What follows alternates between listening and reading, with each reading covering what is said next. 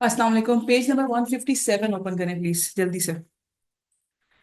Page number 157। मैंने कल आप लोगों को आइडिया दिया था हल्का सा, बेशक बहुत ज्यादा डेप्थ में आपको ना समझ आए, बट सिंपल सा आइडिया दिया था कि जब कभी भी हमें लगे कि हमें किसी टेक्स्ट बॉक्स की जरूरत है जिसमें यूजर ने कोई वैल्यू एंटर करनी है या कुछ इस तरह का काम करना है, तो हम उस टेक्स्ट बॉक्स को एक नाम दे देते हैं, उसे हम वेरिएबल कहते हैं। और वेरिएबल की जो डेफिनेशंस वगैरह कल हमने पढ़ी थी, ठीक है।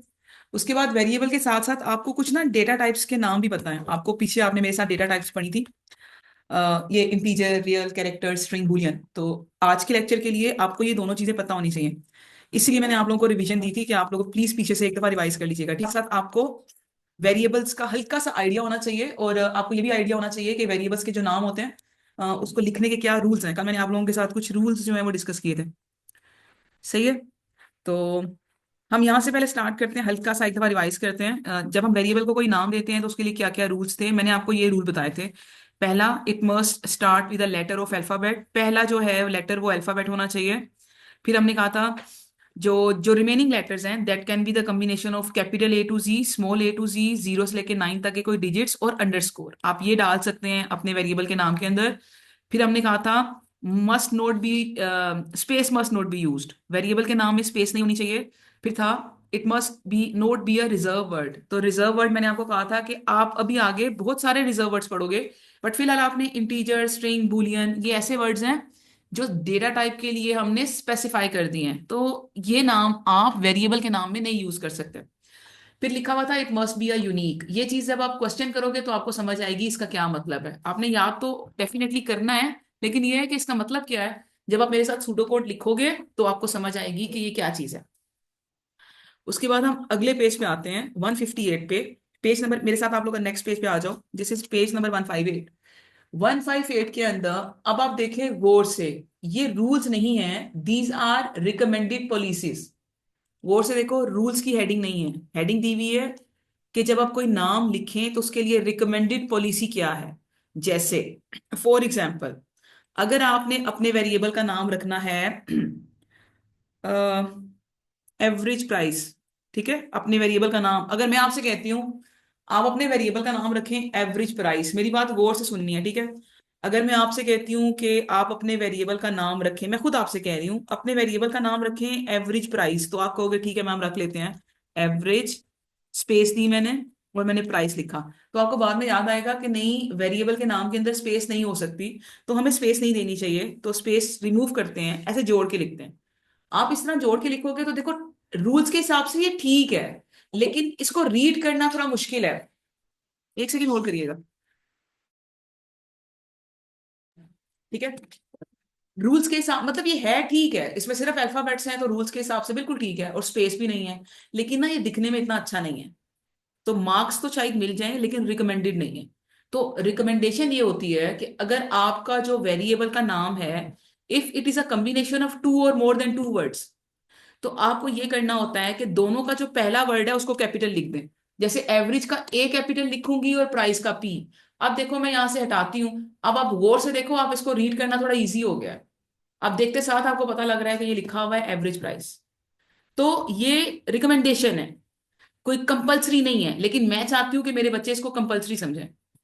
ये देखो, ये मैंने आप लोगों के लिए कुछ एग्जांपल लिखी हुई है, आप यहाँ पे देख सकते हो। ये देख रहे हो, टेलीफोन नंबर, दो वर्ड्स हैं। टेलीफोन और नंबर दोनों का पहला वर्ड कैपिटल है। पोस्ट कोड, दो वर्ड हैं, दोनों का पी और सी कैपिटल है, फर्स्ट नेम लास्ट नेम। ये तीन वर्ड्स हैं, वेट, एट, बर्थ। तीन वर्ड्स हैं, वेट, एट, बर्थ।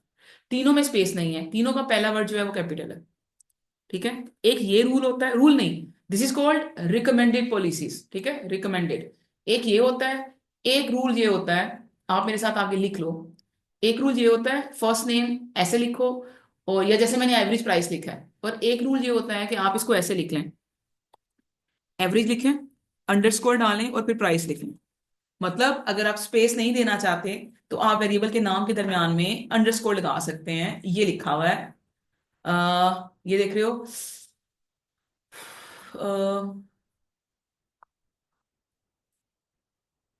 या तो आप अंडरस्कोर यूज कर सकते हैं, या आप क्या कर सकते हैं, जो पहला लेटर है हर वर्ड का वो आपका कैपिटल होना चाहिए।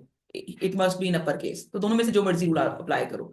जैसे 2 3 के आगे आप एग्जाम्पल देके लिख लो इसके आगे, कि अगर फर्स्ट नेम ऐसे नहीं लिखेंगे तो ऐसे लिख सकते हैं, फर्स्ट अंडरस्कोर नेम। मैं 2 3 के आगे लिख देती हूँ, बाकी आप समझ गए होंगे। ज्यादा इसमें इतनी कोई डेप्थ में जाने की जरूरत नहीं है। जैसे WEIGHT, weight underscore eight underscore per. अगर मैं कैम्ब्रिज की मार्किंग स्कीम देखूं ना, कैम्ब्रिज की मार्किंग स्कीम, तो कैम्ब्रिज की मार्किंग स्कीम जो है वो इस रूल को फॉलो करती है। ये जो रूल है ना, वो इसको फॉलो करती है। तो मैं हमेशा, मैं जो मार्किंग स्कीम यूज करूंगी, मैं ये वाले यूज करूंगी। बट आपको बता इसलिए रही हूँ कि कभी मार्किंग स्कीम में आप देखो तो आप कंफ्यूज ना हो। ठीक है। तो आप दरमियान में अंडरस्कोर भी डाल सकते हो। अदरवाइज रिकमेंडेड यही है कि अगर आपके वेरिएबल का नाम 2 या 2 से ज्यादा वर्ड्स को मिला के बने, तो आप पहला अल्फाबेट जो है ऑफ ईच वर्ड जो है वो आप कैपिटल लिखोगे। Is it clear Naveen? Clear? Online बच्चे, it's clear? Dawood, Mohammad bin Asad, Hamid, Rahim, quick reply. Paper 2 में मुझे सारे बच्चे एक्टिव चाहिए, फौरन से पहले रिप्लाई आना चाहिए सारे बच्चों का। ठीक है। मैं चाहती हूँ कि आप में से हर बच्चा बहुत अच्छा पेपर 2 सीखे। उसके बाद ये चीज हम कल सीख चुके थे, variable name must be meaningful, ये हमें पहले से पता है। अब हम छोटा सा एक एक पार्ट और देखेंगे, फिर हम वापस इस पे आएंगे। थोड़ी देर के लिए पिछले पेज पे दोबारा आओ, पेज नंबर 157 पे आए दोबारा से, क्विकली जल्दी से। Page number 157। ठीक है। ये दरमियान वाला पोर्शन है आपका, इधर लिखा हुआ है वेरिएबल डिक्लेरेशन। इसको समझाने से पहले मैं आपको 1 2 एग्जाम्पल देती हूँ, आप समझें। मैंने एक टेक्स्ट बॉक्स बनाया है, और मैं इस टेक्स्ट बॉक्स के अंदर, मैं इस टेक्स्ट बॉक्स के अंदर स्टूडेंट्स के नाम एंटर करना चाहती हूँ। तो मुझे बताएं इसकी डेटा टाइप क्या होनी चाहिए। मैंने इस टेक्स्ट बॉक्स में स्टूडेंट्स के नाम एंटर करने हैं। यस। अब आपको याद होना चाहिए, जिसको याद नहीं है ना, उसको चाहिए पीछे से जाके रिवाइज करे। स्ट्रिंग होता है ना, तो मुझे इसकी डेटा टाइप स्ट्रिंग रखनी चाहिए।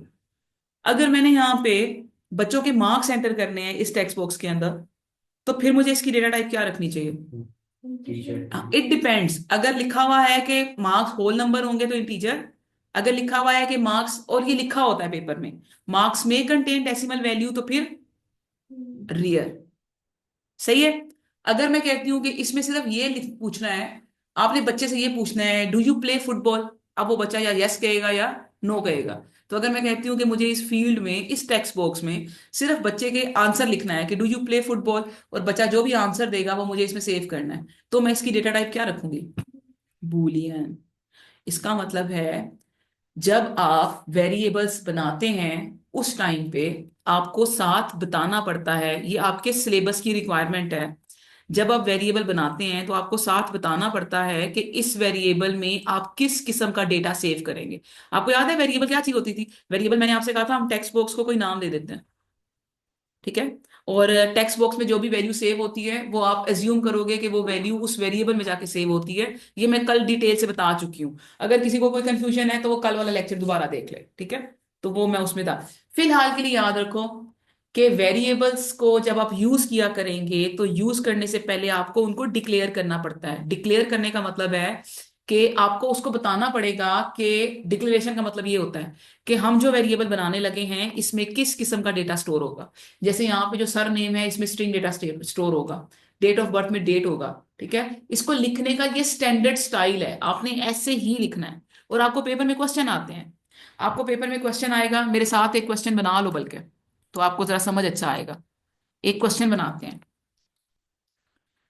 ये मैं जो लिख रही हूँ मेरे साथ लिखो।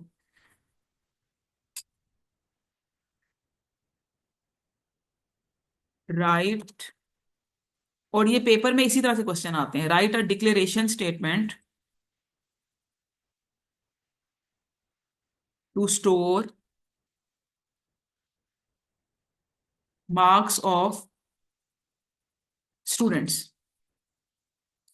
इस तरह से पेपर में क्वेश्चन आएगा, write a declaration statement to store marks of students. अभी एज्यूम करो कि मार्क्स हमारा होल नंबर है, अभी एज्यूम करो कि मार्क्स होल नंबर है। ठीक है।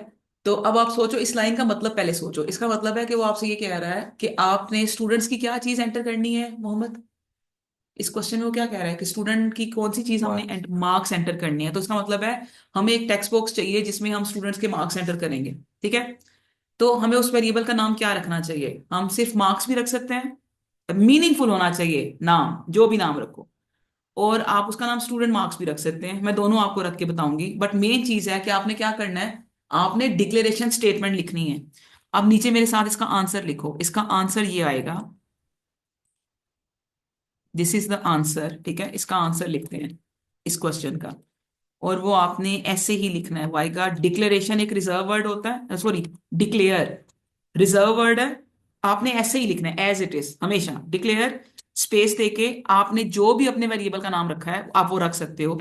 जैसे अगर आप अपने वेरिएबल का नाम सिर्फ मार्क्स रखते हैं, आप रख सकते हैं कॉलन, कॉलन डालते हैं, कॉलन उसको लिखने का स्टाइल है, वेरिएबल का नाम कॉलन, कॉलन के बाद आपको उसकी डेटा टाइप देनी पड़ेगी। मैं एज्यूम कर रही हूँ कि मार्क्स होल नंबर है, तो मैं यहाँ पे इंटीजर लिखूंगी। अब ये जो वेरिएबल का नाम है ना, ये जो वेरिएबल का नाम है ना, ये मीनिंगफुल होना चाहिए। आपको पता है कि इस वेरिएबल में आप क्या स्टोर करोगे? स्टूडेंट्स के मार्क्स। अगर कोई बच्चा अपने वेरिएबल का नाम ये रखेगा, एक सेकंड, एक सेकंड, अगर कोई बच्चा अपने वेरिएबल का नाम रखेगा एबीसी, वो गलत हो जाएगा, मीनिंगफुल नहीं है। अगर कोई बच्चा सिर्फ मार्क्स रखता है तो ये मीनिंगफुल है। अगर कोई बच्चा अपने वेरिएबल का नाम स्टूडेंट मार्क्स रख देता है तो ये भी मीनिंगफुल है। दोनों मीनिंगफुल हैं वेरिएबल्स के नाम। एक दफा फिर सुन लो, फिर मैं आपके क्वेश्चंस लेती हूँ। जब आप लोग पेपर में क्वेश्चन आएगा और आप वेरिएबल्स के नाम लिखा करोगे, कभी कभी वो वेरिएबल का नाम खुद बता देता है, कभी कभी नहीं बताता, तो आपको मीनिंगफुल नाम रखना पड़ता है। हर बच्चे का नाम डिफरेंट हो सकता है। ठीक है, हर बच्चे का नाम डिफरेंट हो सकता है, बस वो मीनिंगफुल होना चाहिए। मैंने वेरिएबल का नाम स्टूडेंट मार्क्स रखा है और दो वर्ड्स मिला के बनता है स्टूडेंट और मार्क्स, तो मैंने दोनों का पहला वर्ड क्या रखा है? Capital. This is called declaration statement. आप जब भी वेरिएबल को यूज करें उससे पहले आपको अपने क्वेश्चन में बताना पड़ेगा कि हम जो वेरिएबल यूज कर रहे हैं इसमें हम इंटीजर डेटा स्टोर करेंगे, स्ट्रिंग करेंगे या बूलियन करेंगे। तो इट इज कंपल्सरी, इसको कहते हैं, ये जो लाइन मैंने लिखी है इसे कहते हैं डिक्लेरेशन स्टेटमेंट। और यही मैंने आपको भी पढ़ाया है, वेरिएबल डिक्लेरेशन। ठीक है, पहले ये ऑप्शनल होती थी, आपकी दफा में अब ये मस्ट है, डिक्लेरेशन मस्ट है। अब पूछो मोहम्मद, आप क्या पूछ रहे हो? मैम डिक्लेयर लिखा होता है। डिक्लेयर रिजर्व वर्ड है, जिसमें आप लोग, अगर मैं आपसे कहूं, आप लोग केमिस्ट्री या फिजिक्स में बहुत सारे फॉर्मूलाज पढ़ते हो, पढ़ते हो, तो उसको फॉर्मूला लिखने का एक स्टैंडर्ड स्टाइल होता है, एक फॉर्मेट होता है, स्पेशल स्टाइल होता है, उसे कहते हैं स्टैंडर्ड फॉर्मेट। उसके लिए हम एक वर्ड यूज करते हैं। बिल्कुल उसी तरह से जब वो पेपर में आपसे कहेगा कि ये एक वेरिएबल है, इसको डिक्लेयर करो, तो डिक्लेयर करने के लिए आपको एक रिजर्व वर्ड है हमेशा लिखना पड़ता है, ये कंपलसरी है, ये आपके सूडो कोड की रिक्वायरमेंट है कि वेरिएबल को डिक्लेयर करने के लिए सबसे पहले एक रिजर्व वर्ड लिखना होता है, डिक्लेयर। ठीक है, ये कंपलसरी है, इसके बगैर डिक्लेरेशन नहीं होती। ठीक है, डिक्लेयर, उसके बाद student marks, colon, integer. Is it clear? सही है। अभी ना आहिस्ता आहिस्ता, मैं अभी भी यही कह रही हूँ आपको, मेरी बातें 30-40% भी समझ आती है, मेरे लिए बहुत है। अभी ये नहीं सोचो यार हम कैसे यूज करेंगे, हमें कैसे पता लगेगा कि क्या करना है। आपको सिर्फ ये समझ आ गई ना कि मैम ने कहा है कि जब वेरिएबल डिक्लेयर करते हैं तो डिक्लेरेशन का मतलब होता है कि आप वेरिएबल को एक नाम देते हो और नाम के बाद कॉलन डाल के, इसको कॉलन कहते हैं, नाम के बाद कॉलन डाल के आप उसे उसके आगे डेटा टाइप देते हैं। इसका मतलब होता है कि इस वेरिएबल के अंदर जो डेटा स्टोर होगा वो इंटीजर डेटा टाइप का होगा। इसका फायदा क्या होता है? इसका फायदा ये होता है, मैं आपको ये भी बताती हूँ। मैं यहाँ पे कहती हूँ स्टूडेंट मार्क्स लिखा हुआ है और मैं इस स्टूडेंट मार्क्स में अली लिख देती हूँ, तो देखो तुम्हें और मुझे नजर आ रहा है, कंप्यूटर को नजर नहीं आता है, कंप्यूटर की आंखें नहीं होती हैं। तो कंप्यूटर पहले चेक करेगा जाके कि यार ये जो वेरिएबल था स्टूडेंट मार्क्स, इसकी डेटा टाइप क्या है, तो वो चेक करेगा इसकी डेटा टाइप इंटीजर है। तो कंप्यूटर को समझ आएगा, अच्छा इसका मतलब है कि हम इसमें स्ट्रिंग डेटा नहीं डाल सकते। आपकी और मेरी आंखें हैं तो हमें नजर आ रहा है कि हम इसमें स्ट्रिंग डेटा नहीं डाल सकते, कंप्यूटर को नजर नहीं आता। तो कंप्यूटर के लिए जरूरी होता है कि आप पहले कंप्यूटर को बताते हो कि भाई ये जो मैंने वेरिएबल बनाया है इसके अंदर मैं हमेशा इंटीजर डेटा ही डालूंगा। अगर इंटीजर डेटा नहीं डालूंगा तो फिर ऑब्वियसली एरर आ जाएगा। मोहम्मद, कभी आपने फॉर्म फिल किया है इंटरनेट के ऊपर? किया है? तो कभी कभी ऐसा होता है ना, फॉर्म फिल कर रहे हो तो अगर लिखा हुआ आता है फर्स्ट नेम लास्ट नेम, तो आप कभी अगर फर्स्ट नेम में अगर आप अल्फाबेट्स की बजाय 1 2 3 4 5 लिख दो तो वो आपको एरर देता है, वो आपसे कहता है आपने गलत डेटा एंटर किया है। तो वो उसके बैकग्राउंड में यही कोडिंग होती है। उसमें हर जब आप फॉर्म फिल करते हो हर टेक्स्ट बॉक्स के अंदर लिखा हुआ होता है कि आप जो है इसमें किस किस्म का डेटा डालेंगे। फिलहाल इससे ज्यादा हमें उसकी जरूरत नहीं है डिटेल की। ठीक है। सो आहिस्ता आहिस्ता प्रैक्टिस करेंगे।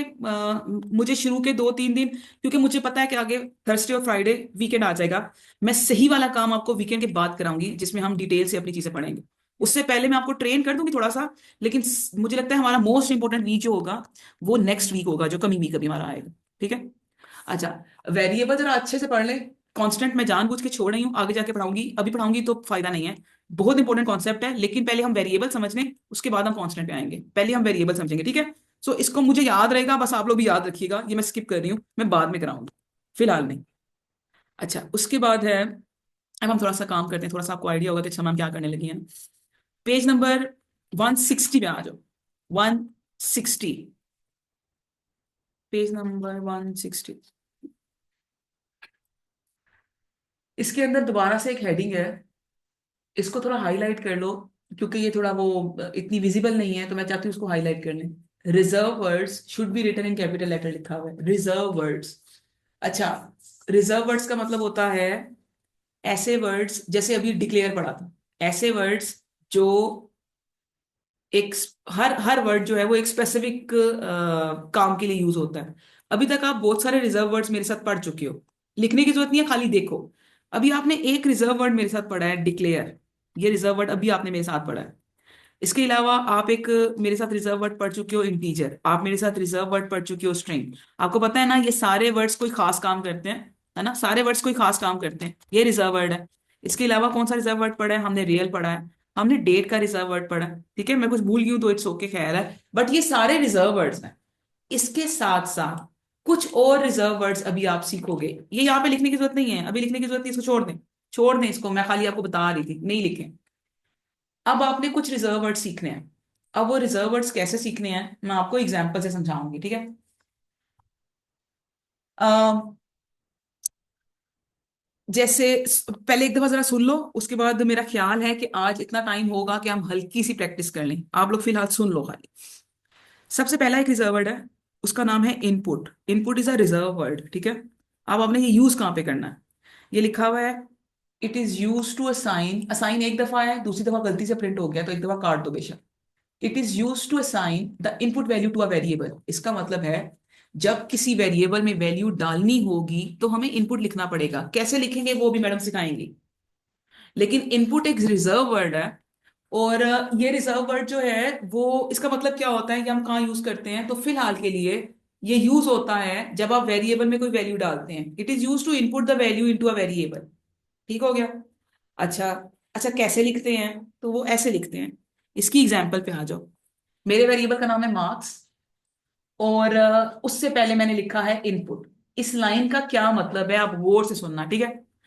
मैंने कल आपसे कहा था कि फॉर एग्जाम्पल आपकी एक रिक्वायरमेंट है, आपने किसी बच्चे के मार्क्स एंटर करने हैं, स्टूडेंट्स के मार्क्स एंटर करने हैं आपने।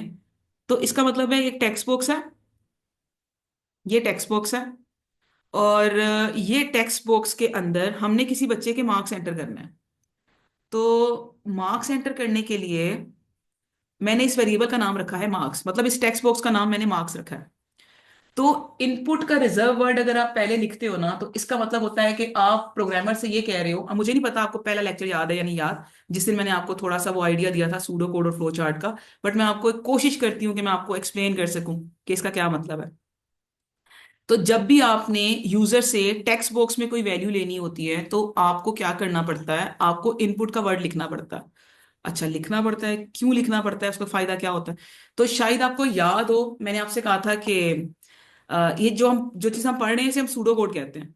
याद है, सूडो कोड हमने कहा था टेक्स्ट की फॉर्म में होता है और फ्लो चार्ट जो है तो डायग्राम की फॉर्म में होता है। तो ये हम सूडो कोड लिख रहे हैं इनपुट, और इनपुट के आगे हम हमेशा वेरिएबल का नाम लिखते हैं। अच्छा, इसका क्या मतलब है, ये आपको थोड़ा सा आइडिया देती हूँ, ठीक है। आगे आपको मेरे साथ साथ आगे आना पड़ेगा, पेज नंबर 163 पे आ जाए, क्विकली, जल्दी जल्दी से। 163 पे, ठीक है। अब सिर्फ ये देखो, क्वेश्चन पढ़ो, इस तरह के क्वेश्चन पेपर में आते हैं ना। 163 पढ़ो जरा गौर से। पहली लाइन पढ़ो, वो क्या कह रहा है आपसे? Input length and width. Input की जगह ऊपर एक और वर्ड लिख दो, एंटर भी लिख सकते हो, जरूरी नहीं है आप लिख दो इसके ऊपर एंटर भी। मतलब ये सिंपल स्टेटमेंट्स हैं। इनपुट की जगह एंटर का वर्ड भी हो सकता है। अब मुझे बताओ, घर वाले बच्चे भी और इधर जो बैठे हुए हो आप लोग भी, आप पहली लाइन पढ़ो और मुझे बताओ हमने यूजर से कितनी वैल्यूज लेनी है। आराम से पढ़ो। हम यूजर से कितनी वैल्यूज लेंगे, हमें कितने टेक्स्ट बॉक्स चाहिए। हाँ आराम से सिंपल वर्ड्स के अंदर। ऑनलाइन वाले बच्चे गलत आंसर दो, सही दो, क्योंकि मैंने तो कराना है। दाऊद ने दो कहा है, बिल्कुल ठीक है। आप यूजर से कह रहे हो enter length and width of a rectangle. आप यूजर से कह रहे हो कि आप मुझे किसी रेक्टेंगल की लेंथ और विड्थ बता दें, और आगे लिखा हुआ है प्रिंट एरिया एंड पैरामीटर। तो मैं उसका आपको एरिया और पैरामीटर कैलकुलेट करके दूंगा। आप यूजर से कितनी वैल्यूज लेना चाह रहे हो, आपको कितने टेक्स्ट बॉक्स चाहिए। दो चाहिए ना। एक में आप लेंथ एंटर करोगे और एक में विड्थ एंटर करोगे। तो उसके लिए आपको दो स्टेटमेंट्स लिखनी होती हैं। ये स्टेटमेंट हम ऐसे लिखेंगे, इसका मतलब है इनपुट, मुझे दो दो टेक्स्ट बॉक्स चाहिए। मुझे दो टेक्स्ट बॉक्स चाहिए ऐसे। इन टेक्स्ट बॉक्स के नाम क्या रखे, नवी नाम बताओ। एक टेक्स्ट बॉक्स में हमने लेंथ डालनी है और एक में विड्थ डालनी है। लेंथ और विड्थ छोटे वर्ड्स हैं तो हम पूरा रख सकते हैं। पूरा रख सकते हैं, छोटे वर्ड्स हैं। बट अगर आप चाहें तो सिर्फ LEN और WID भी रख सकते हो। और अगर आप चाहें तो LENGTH लेंथ पूरा, WIDTH विड्थ पूरा रख सकते हो। बस मीनिंगफुल होना चाहिए। वेरिएबल, ये भी देखो आप वेरिएबल के नाम देख के समझ आता है कि ये जो मैंने लाइन लिखी है ना, लाइन, इसका मतलब होता है कि मैंने यहाँ पे लिखा है कि मुझे दो टेक्स्ट, इस लाइन का मतलब ये है, मैंने यहाँ पे लिखा है मुझे दो टेक्स्ट बॉक्स चाहिए। एक टेक्स्ट बॉक्स का नाम मैं लेंथ रखूंगी और एक टेक्स्ट बॉक्स का नाम मैंने क्या रखा है, विड्थ रखा है। ठीक है। अब मुझे नहीं पता कि लास्ट चीजें आपको याद है या नहीं, बट मैं दोबारा एक दफा कोशिश करती हूँ आपको सिखाने की। देखो मैंने आपको याद है, मैंने आपको कहा था घर बनाने से पहले, जब आप घर बनाते हैं उससे पहले आपको एक नक्शा बनवाना पड़ता है, मैप बनवाना पड़ता है आर्किटेक्ट से। बिल्कुल उसी तरह से जब आप कोई सॉफ्टवेयर बनवाते हो तो सॉफ्टवेयर बनाने से पहले आपको पेज के ऊपर इंस्ट्रक्शंस लिखनी पड़ती हैं। पेज के ऊपर आपको इंस्ट्रक्शन लिखनी पड़ती हैं। ये वो इंस्ट्रक्शंस हैं जो आप पेज पे लिखते हो। आप पहले पेज पे लिखते हो कि आपने करना क्या है। तो ये एक इंस्ट्रक्शन है जिसमें आप ये कह रहे हो कि आपने लेंथ और विड्थ दो चीजें यूजर से लेनी है। अब आप थोड़ी देर के लिए सोचो, ये इंस्ट्रक्शन आपने लिख ली है। आप अच्छा, कंप्यूटर में ना दो तरह की जॉब्स होती हैं। एक बंदा होता है जो इंस्ट्रक्शन लिखता है, और एक बंदा वो होता है जो इन इंस्ट्रक्शन को पढ़ के सॉफ्टवेयर बनाता है। दोबारा गौर से सुनिए बात मेरी। एक बंदा वो होता है जो इस तरह की इंस्ट्रक्शन लिखता है जैसे मैंने लिखी है, इस तरह की इंस्ट्रक्शन लिखता है जो मैंने अभी लिखी है। और एक दूसरा बंदा होता है जो इन इंस्ट्रक्शंस को पढ़ के सॉफ्टवेयर बनाता है। ये बिल्कुल ऐसा ही है कि पहले जब आप नक्शा बनवाते हो तो वो आर्किटेक्ट से बनवाते हो। और जब आर्किटेक्ट आपको घर का मैप नक्शा 2D 3D बना के दे देता है, फिर आप आर्किटेक्ट से घर नहीं बनवाते। आप घर बनवाते हो जो ठेकेदार या कंस्ट्रक्टर होता है जो आपको घर बना के देता है। नक्शा बनाने वाला कोई और होता है, घर बनाने वाला कंस्ट्रक्ट करने वाला कोई और होता है। इसका मतलब है कि जो घर बनाने वाला होता है उसको नक्शा पढ़ना आता है। आ रही है बात समझ में मेरी। बिल्कुल उसी तरह से जो बंदा इस तरह की इंस्ट्रक्शन लिखता है उसे कहते हैं सिस्टम एनालिस्ट। वो इंस्ट्रक्शन जो बंदा लिखता है ना उसे कहते हैं सिस्टम एनालिस्ट। और जो बंदा कोडिंग करता है उसे प्रोग्रामर कहते हैं। तो सिंपल वर्ड्स के अंदर याद रखो, ये इंस्ट्रक्शन कोई और बंदा लिखता है और इसको देख के सॉफ्टवेयर कोई और बंदा बनाता है। अब मैं आपको सिंपल सा आइडिया देती हूँ, अगर क्लास खत्म होगी तो कोई बात नहीं, हम यहीं से स्टार्ट करेंगे। मैं आपको सिंपल आइडिया देती हूँ। आप सोचिए, आप लोगों ने ओ लेवल्स के अंदर सिस्टम एनालिस्ट बनना है। आप लोगों ने ओ लेवल्स में सीखना है कि ये इंस्ट्रक्शन कैसे लिखते हैं। इन इंस्ट्रक्शन को लिखने का एक खास फॉर्मेट होता है, जैसे मैंने अभी लिखवाया है। इनपुट रिजर्व वर्ड है। इनपुट के बाद स्पेस देके आपने दो वेरिएबल के नाम लिखे हैं, इसका मतलब है आपको दो टेक्स्ट बॉक्स चाहिए जिसमें यूजर वैल्यू डालेगा। आप अपने पहले टेक्स्ट बॉक्स का नाम LEN रखेंगे और दूसरे का नाम WID रखेंगे। अब मैं आपको एग्जाम्पल से समझाती हूँ। आप लोग सिस्टम एनालिस्ट हो, ठीक है। आपने ये इंस्ट्रक्शन लिखी है। मैं प्रोग्रामर हूँ और मेरा काम है इन इंस्ट्रक्शन को पढ़ के सॉफ्टवेयर बनाना। तो जो मैं प्रोग्रामर हूँ मुझे पता है कि इस इंस्ट्रक्शन का क्या मतलब है। अब ये आपने एक इंस्ट्रक्शन लिखी है, इस एक इंस्ट्रक्शन को अब अगर मैं प्रोग्रामर हूं तो मैं इस एक इंस्ट्रक्शन को आपके सामने अभी सॉफ्टवेयर की फॉर्म में कन्वर्ट करूंगी। और ये काम आप लोग सीखते हो A2 के अंदर जाके। आप लोग A2 में प्रोग्रामर बनते हैं। आप लोग O लेवल और AS दोनों में सिस्टम एनालिस्ट बनते हैं। आपको सूडो कोड लिखने आने चाहिए। आप लोगों ने मुझे एक लाइन लिख के दी है, मैं आपके सामने यहाँ पे लिखती हूँ। आप लोगों ने मुझे लिख के दिया है इनपुट लेंथ और विड्थ। अच्छा मुझे एक बात बताओ, ऑनलाइन वाले बच्चे बताएं स्पेशली, ठीक है। मुझे एक बात बताओ, ये जो लेंथ और विड्थ थी क्वेश्चन के अकॉर्डिंगली, इन इन इन इन इस लेंथ और विड्थ की डेटा टाइप क्या रखें? क्वेश्चन पढ़ो, कोई भी कुछ भी रख सकते हैं, दो ऑप्शन है, दोनों ठीक होंगे। यस, इंटीजर भी रख सकते हैं, और कुछ बच्चे सोचेंगे मैम लेंथ और विड्थ तो पॉइंट्स में भी आ सकती है, तो हम रियल रख लें। तो आपकी मर्जी है, जो मर्जी रखें। तो इसका मतलब है declare length comma width colon integer. ये मेरे दो वेरिएबल्स हैं और दोनों की डेटा टाइप मैंने इंटीजर रखी है। आप ऐसे भी लिख सकते हैं, और अगर आप चाहें तो आप अलग अलग लाइन में भी लिख सकते हैं, कोई मार्क्स नहीं कटते। कंट्रोल सी ये और कंट्रोल वी ये। तो मतलब दो वेरिएबल्स हैं जो कि डिक्लेयर हैं, और ये इनपुट लेंथ और विड्थ का क्या अच्छा इसका क्या मतलब है? आप लोग सिस्टम एनालिस्ट हो, आप लोगों ने मुझे ये तीन लाइंस लिख के दी हैं। मैं प्रोग्रामर हूं, मुझे पता है इसका मतलब है कि मुझे दो वेरिएबल्स बनाने हैं और दोनों की डेटा टाइप जो है वो इंटीजर रखनी है, और मुझे दो टेक्स्ट बॉक्स बनाने हैं। ठीक है। अब मैं प्रोग्रामर हूं और मैं आपकी इंस्ट्रक्शन को रीड करके अपना काम करने लगी हूं, अब गौर से देखते जाओ। अब जो मैं काम करने लगी हूँ वो आप लोगों की रिक्वायरमेंट फिलहाल नहीं है।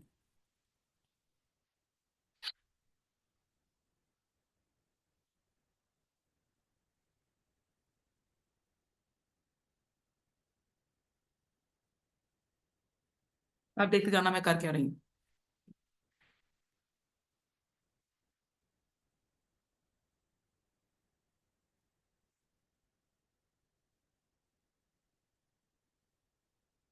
यहाँ पे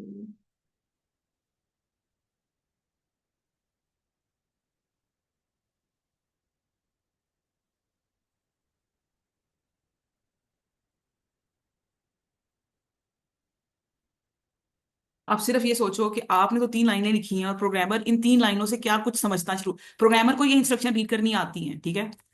तो एंटर।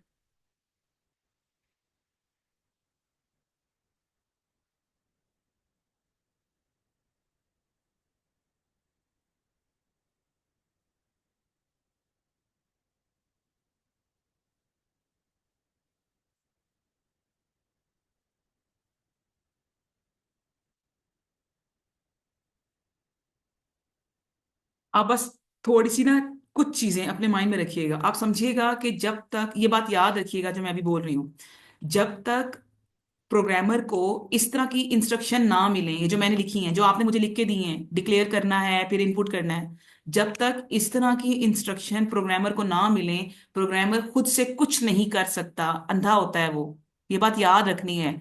आप लोग स्टेटमेंट्स लिखते हैं, उन स्टेटमेंट्स को अंडरस्टैंड करके प्रोग्रामर सॉफ्टवेयर बनाता है, इनके बगैर प्रोग्रामर कुछ नहीं कर सकता। तो आपने ये स्टेटमेंट लिख के दी है, उसको समझ आ गया कि मुझे दो टेक्स्ट बॉक्स बनाने हैं। अब वो इसके अंदर कोडिंग करेगा, लेट्स सपोज अगर वो करता है। अब ये प्रोग्रामर सारे काम कर रहा है, आपको इसको वो करने की जरूरत नहीं है, देखने की जरूरत नहीं है कि हम क्या कर रहे हैं। ये हमारा टेक्स्ट बॉक्स है जिसका नाम उसने रखा है दिस इज डिक्लेरेशन। क्या नाम, क्या वेरिएबल की डिक्लेरेशन करनी थी? Dim length as integer. इसका मतलब है ये वो लाइन है कि प्रोग्रामर को पता लग चल गया है कि मुझे दो वेरिएबल डिक्लेयर करने हैं, एक का नाम मुझे लेंथ रखना है और एक का नाम मुझे विड्थ रखना है, और दोनों की डेटा टाइप जो है वो इंटीजर होनी चाहिए। सही है। तो ये सारे काम जो अभी प्रोग्रामर ने किए हैं, उसने पहले प्रोग्रामर ने, और बल्कि एक चीज और भी दिखाती हूँ आपको, आपको समझ आ जाएगी, आपको करने की जरूरत नहीं है। मैं अब जो लिखूंगी मेरा ख्याल है कि आपको समझ आ जाएगा। ये देखो मैंने यहाँ पे लिखा is equal to text box one dot text. अभी मैं आपसे पूछूंगी कि मैंने ये क्या लिखा है, और मुझे पता है कि तुम लोगों में से काफी सारे बच्चे समझा देंगे।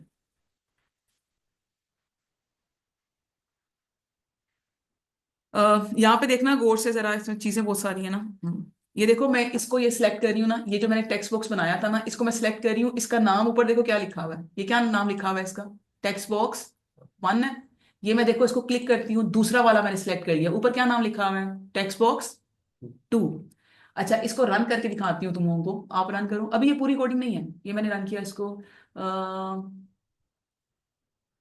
ठहरो, कोडिंग चेंज करनी पड़ेगी, ठहर जाओ। पूरी कोडिंग नहीं की ना। हाँ ये पूरा नहीं लिखा हुआ ना, text box to dot text. अच्छा, आपको ये जो बात समझ आ रही है कि इन दो लाइंस का मतलब समझ आ रहा है? यस और नो कर दो, मैं बाद में खुद बताऊंगी। फिर बाद में तुम लोग सोचना आपने सही सोचा था या नहीं। सिर्फ इन दो लाइंस को देखें, इन दो चीजों को देखें, आपको कोई चीज समझ आ रही है कि इन दो लाइंस में क्या हुआ है? सिर्फ मुझे यस और नो करो खाली। आप नो लिख सकते हो बगैर किसी टेंशन के। आप सिर्फ ये दो लाइंस देख के मुझे बताएं कि इस लाइन का क्या मतलब हो सकता है।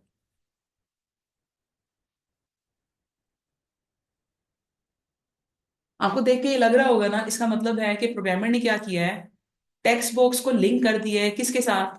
लेंथ के साथ। और टेक्स्ट बॉक्स टू को किसके साथ लिंक कर दिया है? विड्थ के साथ। स्पेलिंग गलत हो गई ये। इसका मतलब है वो जो आपने लाइन लिखी थी ना, इनपुट लेंथ और विड्थ, इसका मतलब था आप यूजर से दो वैल्यू लोगे, और एक वैल्यू आपने लेंथ के अंदर डालनी है और एक विड्थ के अंदर डालनी है। ये काम उसने कर दिया, एक वैल्यू लेंथ में डाल दिए, देखो टेक्स्ट बॉक्स बन गया। अब आप इसके अंदर जो भी वैल्यू डालेंगे, मैं कल आपको बाकी कोडिंग दिखाऊंगी, आपको सिर्फ दिखा रही हूँ कि हम जो काम कर रहे हैं कि नहीं। ओ सॉरी, इसकी डेटा टाइप इंटीजर रखी थी और मैंने उसमें टेक्स्ट डाल दिया है। इंटीजर रखी थी, मैंने टेक्स्ट डाला है, उसने मुझे एरर दे दिया। आपने पेपर में ये कोडिंग नहीं करनी, अच्छा आपने पेपर में ये कोडिंग नहीं करनी है। आप देखना, मैं इसमें अगर इंटीजर डालूं तो 8 है। text है। एक काम करते हैं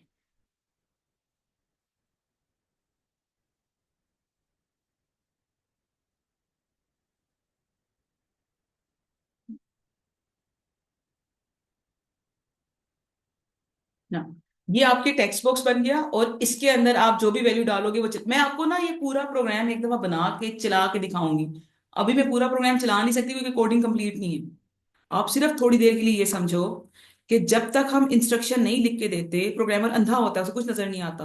आप थोड़ी देर के लिए सोचे, खाली एक छोटा सा सॉफ्टवेयर बनता जा रहा है। ऐसे ही होते हैं ना टेक्स्ट बॉक्स दिखने में। आप इसको कलरफुल भी कर सकते हो, आप इसका बैकग्राउंड चेंज कर सकते हो, टेक्स्ट का स्टाइल चेंज कर सकते हो, आप इसमें अपनी मर्जी की बहुत सारी चीजें ऐड कर सकते हो। मेरा काम है आपको सिर्फ कॉन्सेप्ट समझाना कि ये जो आपने एक लाइन लिखी थी, इनपुट लेंथ और विड्थ, और उससे पहले आपने वेरिएबल्स डिक्लेयर किए थे, डिक्लेयर लेंथ और विड्थ। इसका मतलब है कि आपने प्रोग्रामर को ये बताया है कि भाई तुमने दो टेक्स्ट बॉक्स बनाने हैं। उन टेक्स्ट बॉक्स में से पहले टेक्स्ट बॉक्स का नाम तुमने LEN रखना है, दूसरे टेक्स्ट बॉक्स का नाम तुमने WID रखना है। ये एक लाइन इतनी सारी बातें आपके प्रोग्रामर को समझाती है। आपने जो एक्सपर्ट बनना है वो इस चीज का बनना है। आपको सिर्फ ये लाइन लिखनी आनी चाहिए। वो जो मैंने टेक्स्ट बॉक्स वगैरह बनाए हैं वो आपके पेपर में नहीं है। तो अब मुझे बता दें कि ये वाली बात आपको अगर समझ आ गई है तो मैं इसको यहीं से कल कंटिन्यू करना चाहती हूँ। मैं आगे आपको कुछ कराना नहीं चाहती फिलहाल। आपको थोड़ा सा समझ भी आ गया होगा कि रिजर्व वर्ड क्या होते हैं। कल की क्लास में, हाँ इंशाल्लाह जिंदगी रही तो कल की क्लास में मैं आपको ये पूरा सूडो कोड हम लिखेंगे, ये जो क्वेश्चन आप देख रहे हो पूरा लिखेंगे। मैं आपको इसका पूरा सॉफ्टवेयर बना के, इसका सॉफ्टवेयर बना के चला के दिखाऊंगी आपको कि ये कैसे काम करता है। अभी तक की बातें समझ आ गई हैं, यस और नो? मैंने एक लाइन ही तो सिखाई है, अभी कुछ नहीं सिखाया, ये सिखाई है 3 लाइनें। बस आपको ये 3 लाइनें लिखनी आनी चाहिए जो सामने ब्लू में आपको नजर आ रही है। ठीक हो गया? बस ठीक है, आज के लिए इतना बहुत है हमारे लिए। हल्का सा कल कोशिश करना, मैंने कल भी कहा था पीछे से एक दफा रिवाइज कर लो जितना पेपर 2 हमने पढ़ा हुआ है, ताकि फिर मैं कल आगे काम कराऊंगी। ठीक है, बस आज के लिए इतना ही है। इतना ही है, इतना बहुत है हमारे लिए। चलो ओके, टेक केयर, अल्लाह हाफिज।